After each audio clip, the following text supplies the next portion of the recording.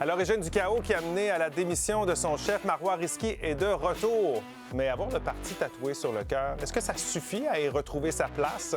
Avec Alain Reyes, Jacinthe Varel, Victor Henriquez et François Lambert, c'est parti pour 30 minutes de débat. Après près de 2 mois de pause, les députés étaient de retour aujourd'hui à Québec, à l'Assemblée nationale. Il s'en est passé pas mal de choses sur la scène politique depuis la dernière fois qu'ils ont siégé en décembre.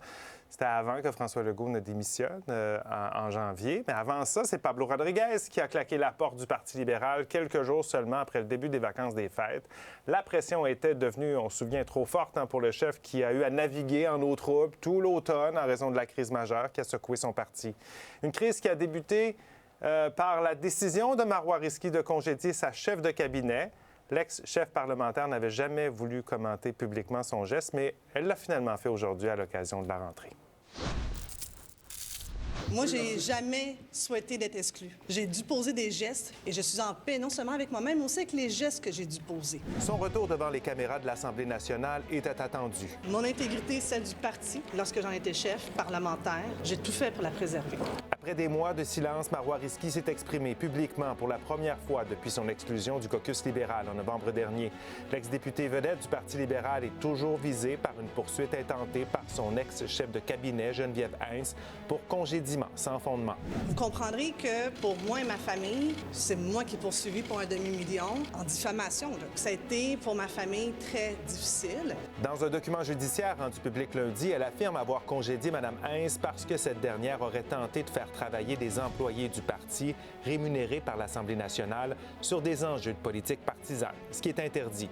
Une version des faits que nie l'ancienne chef de cabinet. Tout ce que je dis pour être retenu contre moi, on me poursuit pour diffamation alors que je suis dans un silence. Je ne rentrerai pas plus dans les détails. Je suis là pour finir mon mandat. La députée de Saint-Laurent siège actuellement comme indépendante. Elle ne ferme toutefois pas la porte à réintégrer le caucus libéral. Êtes-vous toujours libéral? Toujours. Je vais laisser évidemment le prochain chef prendre la décision. C'est sa prérogative. Une posture partagée par les libéraux actuels. Ça, ce sera à la discrétion du prochain chef. Ce sera au prochain chef de prendre cette décision-là. Moi, je ne vais pas faire de conversation publique sur une discussion qui aura lieu à l'interne entre le nouveau chef et le caucus. Interrogé sur le sujet au début du mois de janvier, le principal prétendant au trône du PLQ était toujours en réflexion. C'est une parlementaire exceptionnelle. L'idée, c'est d'avoir plus d'informations que de prendre une décision en équipe. Honnêtement, à ce stade-ci, je ne suis pas capable de prendre une décision.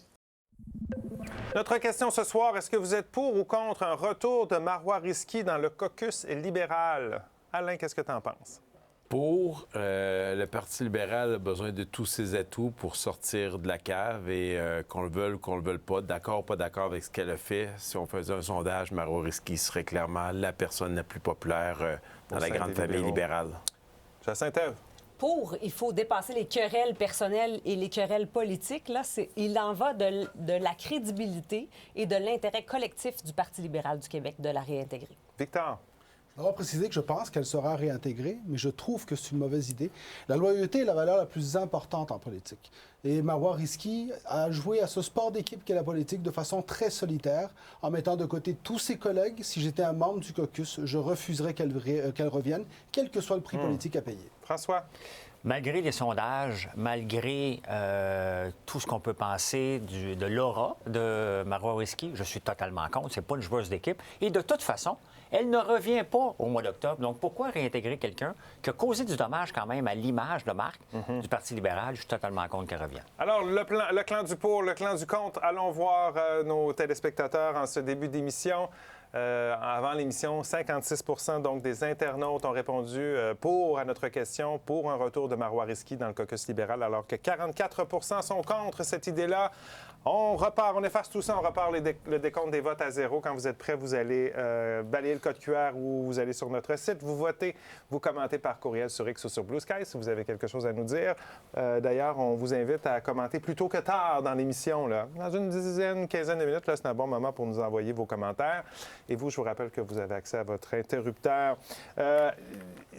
J'entends vraiment qu'on a une équipe ici qui dit qu'elle ne travaillait pas en équipe. Et d'un autre côté, vous nous dites, elle est trop forte. Elle est plus forte que la Ligue, quoi? Non, mais il faut revenir dans les raisons qui ont poussé son retrait du caucus. Là. Elle a été retirée du caucus parce qu'elle a congédié sa chef de cabinet sans en aviser le chef du parti. Mais le chef du parti, on oublie de toujours mentionner qu'il était mis en cause dans les raisons pour lesquelles Marois Risky a congédié la chef de cabinet. Alors, bien entendu qu'elle n'a pas respecté cette règle de se tourner vers le chef quand le chef est mis en cause. Considérant ça, ben, parce que le chef se serait retrouvé en conflit d'intérêts dans le conflit qu'elle avait. Absolument. Il est directement concerné par les enjeux qui préoccupaient Marois Risky et qui ont poussé au congédiement de la chef de cabinet. Donc, considérant tout ça, c'est dans l'intérêt de la crédibilité du parti de la réintégrer pour démontrer qu'on est à l'aise au sein du parti avec cette idée de se tenir loin d'une quelconque tentative d'influence, de pratiques nébuleuses au niveau du financement d'un parti. Mais là, en ce moment, mettons-nous dans la place du caucus, il y a une poursuite. Geneviève Hintz, elle a le droit de poursuivre. Elle poursuit pour 500 000. Marois Risky se montre comme si elle était au-dessus de ça, puis elle répond comme si elle n'était pas, s'il n'y avait pas de présomption. Je m'excuse en ce moment. Geneviève Hintz ou Marois Risky, qui dit la vérité? On va le savoir dans 2-3 ans de tout ça, peut-être dans 4 ans, parce qu'ils vont aller en cours. Mais pourquoi tu dis comme s'il n'y avait pas de présomption? Parce que Mme Marois, puis on l'a entendu dans l'extrait, elle parle pas beaucoup, là, aujourd'hui. Elle a quand même une poursuite de 500 000 sur le dos. Donc, elle peut pas parler. Attendez, elle peut pas parler, elle mais... parle pas beaucoup. Je m'excuse, il y a juste une chose, là. Puis, regardez, hier, il y a quand même une histoire qui se construit, il y a un narratif qui est construit. Alors, hier, on a vu dans les journaux cette défense qui a été présentée. Comme par hasard, tous les médias québécois l'ont trouvée en même temps. Bien sûr, comme par hasard, je suis très sarcastique là-dedans, ça a été donné aux médias. Ces documents-là qui ont été donnés aux médias, Mme Risky ne parle pas, mais les documents parlaient. Donc, il y a un narratif qu'on construit. Dans ce narratif-là, d'ailleurs, il y a une histoire très claire qui est celle où Marois Risky explique qu'elle considérait avoir toutes les raisons du monde de congédier Mme Hintz. Et ne revenons pas sur ce débat-là. Revenons sur le fait de est-ce que c'est normal de l'avoir fait sans aviser aucun officier du Parti libéral du Québec? Et là, je reviens sur aucun officier. Pas le président du parti, pas le whip, pas la présidente du caucus, aucun de ses collègues. On va la poser la question. Personne n'a été avisé. Qu'est-ce que vous en pensez de ça? Personne n'a été avisé. Je suis comme entre vous tous, mais clairement, moi, je suis pas d'accord, comme vous l'avez dit, sur la façon qu'elle a procédé. Et même avec Jacinthe-Ève, la procédure de ne pas avoir parlé à son chef, moi, je ne suis pas d'accord avec ça. Maintenant, ça, c'est dit. Je suis conseiller du futur chef Charles Milliard et mon objectif, c'est de faire en sorte qu'il gagne la prochaine élection. Tu lui dis... Son meilleur joueur étoile, malgré toutes les erreurs qu'il fait, il score à chaque fois qu'on lui donne la POC puis il s'en va en échapper. Moi, je suis chef du parti. Je veux gagner la prochaine élection. Je ne peux pas me permettre de laisser sur la touche ou dans les estrades. Je trouve une façon, je la rentre, je regarde avec elle les façons de procéder, puis je trouve un terrain d'entente. Parce que tu ne peux pas te permettre en politique d'être divisé, tu dois additionner. OK. Fait qu'il faut s'élever, François, il faut trouver une solution. Alain, ça n'a pas de sens parce que ton joueur étoile, il a montré qu'il n'était pas un joueur d'équipe lorsqu'il était chef parlementaire. Donc, tu ne peux pas la remettre chef parlementaire. Ça ne fait pas de sens. Charles Milliard ne la mettra pas chef parlementaire. Donc, tu vas être ton joueur d'équipe qui va jouer sur le quatrième trio. Là, tu es en politique, François, là, en ce moment, là. Puis demain matin, on fait un sondage léger. Là. On engage Jean-Marc Léger. Puis on dit à la place, ça soit Charles Milliard, je mets Marois Risky comme chef du parti. Pour le moment, et je vous garantis que l'aiguille de sondage va se mettre à bouger à la hausse. On va revenir sur la popularité. Moi, quand je suis arrivé ici, je m'attendais à ce que tu sois assis à ma gauche. Oui, okay? Parce que moi aussi, je me pose la question. Si moi, il y a une personne dont j'ai connu c'est une personne dont je connais l'importance des valeurs en politique, c'est bien toi, Alain. Ouais. Et moi, ce qui me dérange ici, puis je reviens, tu as entièrement raison, sur la lecture stratégique de la chose. Je reviens, stratégiquement parlant, Charles Milliard passerait le bon message en ramenant Marois Risky, parce que pour la population, ce serait surtout l'indication que la chicane au PLQ, elle est finie. Alors, je m'attends à ce qu'elle revienne. Mais il y a une chose, par exemple, c'est que tu parlais d'additionner. Pense aux membres du caucus, qui ont traversé l'enfer. Tu parlais de l'automne. La réalité, rappelons-nous, ça a duré 1 mois, mais ça a eu l'air de durer 10 ans. Ces gens-là ont vécu l'enfer. Ces gens-là se sont retrouvés dans une situation où ils ne connaissaient pas les faits, où ils ne savaient pas ce qui s'était passé, avec personne qui leur parlait. Et là, on va dire à ces gens-là, bouchez-vous le nez, gang. Ramenez-la. Moi, c'est là où je me dis, comme membre du caucus... Je vais te répondre à ça. C'est donc bien dur comme propos. C'est la réalité. Bouchez-vous le nez. Bouchez-vous le nez. C'est tellement dégradant l'endroit de Marois Risky. C'est dégradant. Attends, Jacinthe-Ève, j'allais justement me poser une question sur le fait que c'est divisé là, à l'interne. Là. C'est-à-dire que, puis on regarde les députés, on est capable de lire un peu dans les yeux de certains que c'est pas tout le monde là, qui souhaite la revoir. Alors, comment la réintégrer dans un parti qui essaie de se reconstruire, de réintégrer un élément qui divise? Marois Risky est avocate fiscaliste. Elle a toujours démontré un jugement exemplaire, une exemplarité comme députée. Et là, tout d'un coup, on lui reproche toutes sortes de choses sans connaître la teneur des faits qu'elle a reprochés à Geneviève Hintz, qui nécessairement, s'il y a quoi que ce soit fondé... Non, mais s'il y a quoi que ce soit fondé dans ces allégations-là à l'endroit de Geneviève Hintz, il y a des gens impliqués là-dedans. Il y a d'autres gens impliqués là-dedans. Donc, quand on dit pourquoi elle ne s'est pas tournée vers un tel au sein du parti, peut-être que ces gens-là sont indirectement impliqués. Et le fait qu'elle ait congédié un bouc émissaire, possiblement, ou un des joueurs dans ses stratagèmes présumés, elle a peut-être été celle qui voulait le plus protéger son parti en évitant... Mais pour avoir ça, regarde, pour avoir les conclusions... Regarde une situation... rapidement, on va à la pause après. On la réintègre. OK? Dans 3 ans, il y a un procès. Geneviève Hintz gagne le procès. L'image libérale est entachée. Non. Ben oui, parce qu'ils vont dire on a réintégré. Non, parce qu'on a réintégré quelqu'un qui avait encore une tâche contre elle. Moi, pour moi, tu touches pas. Il reste 3 mois. OK, on arrête ça là. On s'en va à la pause. Retenez-vous, on continue, c'est certain. Victor, il est en train de... OK. Pour ou contre, un retour de Marois Risky dans le caucus libéral. Voyez, on a des choses à dire là-dessus. Bougez pas. On revient dans quelques minutes. On poursuit ça.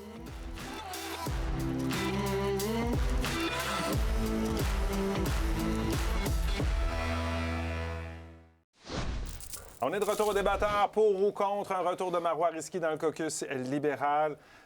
C'est pas vous à la maison qui va décider, mais on va avoir votre opinion. C'est ni nous. En fait, ce sera le parti et le chef à décider. Si tu me permets, Michel, Ouais. Ben non, justement. C'est les gens à la maison qui vont décider. Et c'est ça la réalité, c'est que si on regarde, puis pour ça ton argument est très bon, Alain. Merci. La réalité, c'est que le chef libéral, lorsqu'il regarde le nouveau chef, là, parce qu'il reste quelques jours, il va veut sonder être la couronné. population, Il regarde c'est ça. puis il se dit, ben, dans la population que je veux séduire, c'est quoi le message le plus clair que je peux passer? C'est d'amener Marois Risky. Donc ça va Tu ne seras servir pas cet là à la intérêt-là. prochaine élection. Non, mais c'est pas grave parce que l'image qu'elle donne, c'est l'image de la chicane est finie. Le problème là-dedans, c'est quoi? C'est que Marois Risky, lorsque la situation est arrivée, que ce soit pour congédier la personne, mais surtout que ce soit pour remplacer la chef de cabinet, elle n'a consulté personne de ce parti-là, ni aucun de ses collègues, ni aucun officier. Et si tu ne trosses personne dans ton parti, à quoi ça sert que tu y reviennes? Et c'est là où la notion d'équipe, elle est détruite. Parce que Marois Risky n'a pas travaillé avec son parti dans cette situation. Moi, je suis d'accord avec ça. Mais celui à la fin qui va devoir trancher, et ça va être sa plus grosse décision et la plus importante, et ça s'appelle Charles Milliard. Parce qu'on part tous du principe qu'il va gagner la course à chefferie. Il va être couronné très bientôt. Et s'il réussit à trouver un terrain d'entente avec son caucus, parce qu'on est tous d'accord qu'il y en a au moins la moitié qui sont déchirés. Je suis tout d'accord avec ce que tu dis. Moi, je serais de l'autre côté pour dire, puis tout le long, pendant les 2 mois qu'on a parlé de ça, je critiquais Marois Risky dans la façon qu'elle s'y est pris, qu'elle ait la bonne information, la mauvaise information. Mais si Charles Milliard réussit à trouver le terrain d'entente, en la réintégrant, en lui faisant comprendre son rôle, parce qu'elle va quitter vers la fin, sachant sa popularité, sachant le nombre de personnes qui pensent, comme Jacinthe et beaucoup d'autres mondes, son intégrité, son passé, tout ce qu'elle a réussi, il va marquer un grand coup politique parce qu'il va montrer qu'il est capable de rallier les gens pour travailler ensemble pour une cause et mettre fin aux chicanes pour regarder en avant de façon positive. Ce sera son grand défi, son premier grand défi, ça, Charles Milliard. Là. Oui, mais quiconque au sein du cabinet libéral s'oppose à son retour.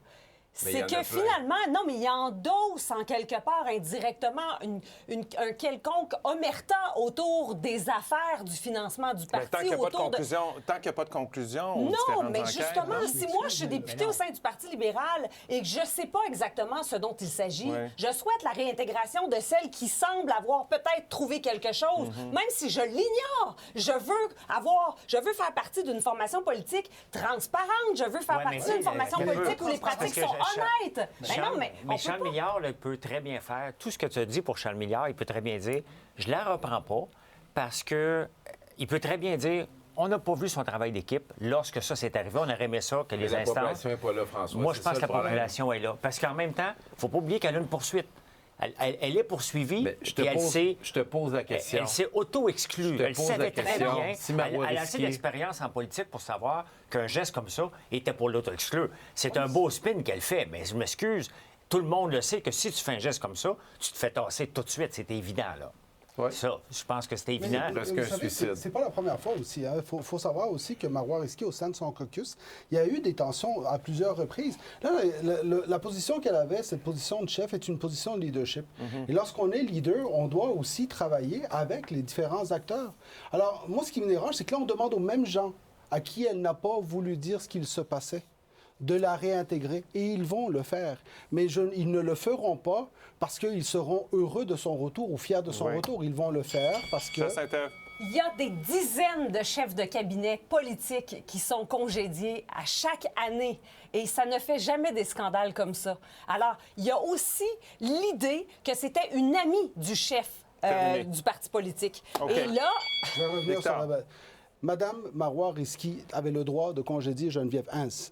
Mais lorsqu'elle l'a remplacée, lorsqu'elle a fait les étapes suivantes, elle aurait dû parler avec son équipe. C'est ça que les leaders font et c'est ça qu'elle n'a pas fait. Bon. Et ça revient souvent dans vos arguments, sur le côté qu'elle travaillait seule. Elle a nommé la directrice de son bureau de comté comme chef de cabinet de l'aile parlementaire, alors que c'est le seul lien entre elle, le chef du parti, et le Parlement. OK. Là-dessus, j'ai envie de vous entendre sur une chose. Dans le magazine L'Actualité, hier, Pablo Rodriguez qui disait que le congédiement de Geneviève Hein, c'était un putsch contre lui. Est-ce que vous croyez qu'il a été victime de ça? Oui. Carrément? Oui. Moi aussi, j'y crois. Vous êtes d'accord? Toi, Mais ça change pas ma position du fait qu'ils doivent la réintégrer. Je comprends. Pas du tout. Est-ce qu'il était au courant de tout ce qui s'est passé par rapport à ce qui est allégué? Peut-être qu'il ne l'était pas. Mais en même temps, lui-même a mis de l'huile sur le feu en congédiant ou en retirant Marois Risky du caucus. Il n'y avait pas le choix. Non, Il y avait pas le choix. Oui, il y avait le choix. Il y aurait très bien... C'est une employée politique qui a été congédiée. C'est plein d'employés politiques qui sont congédiés. Ouais, mais là, c'était... À chaque mois, Elle a dans défié tous les le partis chef. politiques. Elle a défié le chef. Elle n'avait pas le choix. Ce n'était pas une simple employée politique. La chef de cabinet, à ce moment-là, a été nommée comme le lien entre le chef non parlementaire, extra-parlementaire, et la chef parlementaire. Alors, tu faisais son rôle quand même. C'était quand même un rôle politique. C'était un petit peu plus large que ça, quand même. C'est un employé politique, mais si c'est le seul lien entre le chef du parti et l'Assemblée nationale, ce qui se passe à l'Assemblée nationale, c'est questionnant, là. Le lien aussi devait être Marois Risky, devait être les autres députés. C'est pas... Non, mais t'envoies pas une personne politique, un staff politique, et tu dis c'est mon seul lien à l'Assemblée nationale. C'est un manque d'égard et de considération à l'endroit de tous les élus qui font partie de la formation politique. Ben non. Parce que quoi? Non, mais je comprends. Toi, tu dis que c'était ses seuls yeux parce que quoi? Il n'avait pas réussi à créer un lien de confiance avec quelqu'un.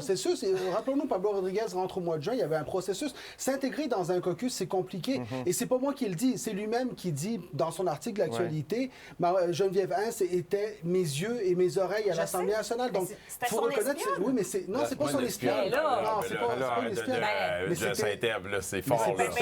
C'est comme si... C'était son allié, là. Son allié. Tous les députés à l'Assemblée nationale du Parti libéral auraient dû être son allié. Ça serait comme dire que Martin Koskinen, François Legault, il s'en va dans un caucus, les autres députés, puis là, il rapporte quelque chose à son chef, ça serait un espion, parce que le chef de cabinet du premier ministre, c'était une rencontre du caucus au nom du Ça fait partie du travail. Ben oui, il faut arrêter parce que je vais manquer de temps. Le commentaire de Gilles pour aller à la pause, il dit qu'il est contre car l'affaire est judiciarisée. Elle aurait mentionné qu'elle ne se représenterait pas. Ben, ça, c'est vrai, oui. Je doute qu'elle aurait la sérénité pour siéger et ce serait très risqué pour le parti. Alors, Gilles est contre. Allez voter, parce que tantôt, je dis vous décidez pas, mais Victor dit oui, vous avez une influence. Allez-y, on veut voir vos votes.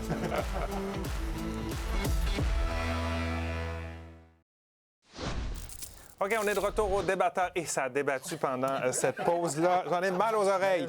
Commentaire de Serge, il nous dit à notre question si Marois Risky doit revenir au caucus libéral. Il dit pour, mais je suis mitigé. Je la crois sincère, intègre, honnête, mais pour son bien-être, elle, je ne crois pas qu'elle devrait accepter de réintégrer le PLQ. Marc, il dit contre, elle doit demeurer députée indépendante jusqu'à son départ de la vie politique en octobre 2026. Les résultats d'enquête nous guideront dans notre jugement futur. Et Bernard nous dit pour, Mme Risky est très populaire et j'ai l'impression que la majorité de la population la croit. Si le chef ne la réintègre pas, c'est que les fling-flangs sont encore tolérés.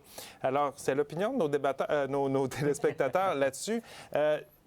on parle du fait qu'elle va quitter la vie politique. Là. Elle l'a dit pour une quinzaine d'années. Vous lui donnez combien de temps pour revenir après ça? Est-ce que, parce que, tu sais, je vous entends... Oui, une quinzaine d'années. Elle va revenir? Je lui donne une quinzaine d'années, puis Marois Risky, c'est une femme qui a d'autres talents. Tu parlais du fait qu'elle était avocate fiscaliste, elle est professeure à l'Université de Sherbrooke. Je pense qu'elle peut faire bien d'autres choses. Et on verra aussi la capacité d'influencer qu'elle aura à l'extérieur de la politique. Ouais. Alors, je lui souhaite parce qu'elle a des enfants en bas âge. Et moi, honnêtement, j'ai toujours dit, faire de la politique avec des enfants en bas âge, c'est très compliqué. Mais je pensais que tu allais répondre davantage. Ça va dépendre des conclusions des enquêtes. Non, je pense pas que ça dépende vraiment de ça. Non? En réalité, parce que la réalité, c'est que les Québécois ont une idée sur Marois Risky qui est très positive et je ne pense pas que les enquêtes vont nécessairement changer cette idée de fond. C'est exactement pour ce que tu viens de dire, que stratégiquement, Charles Milliard, s'il joue bien ses cartes et réussit à créer une zone, il va trouver une façon pour les quelques mois qui restent, sans faire aucun dégât, juste pour démontrer que le Parti libéral du Québec peut travailler ensemble et mettre fin stratégiquement. Le mot c'est stratégiquement. Tout à fait. Et je suis d'accord avec toi. Mais sur le fond, je suis d'accord avec nous autres que le manifeste il faut travailler avec les gens qui vont rester là, puis les gens qui vont rester là, ça va faire partie de son rôle. Ça va faire partie de son rôle de les convaincre de dire il faut qu'on trouve. Je pense que c'est beaucoup de travail pour pas grand-chose. Les conclusions de l'enquête, il faut avoir ça quand même avant les prochaines élections, non? Oui. Ben oui, là, on sait que ça va sortir sous peu. Là. Le juge qui était mandaté par le Parti libéral va sortir son rapport. Est-ce que ça sera complet? Il y a aussi une enquête de l'UPAC qui va prendre probablement plus de temps. Oui, donc ça va. Je pense que Marois Risky a des chances de se représenter dans 15 ans avant qu'on ait le détail de l'UPAC.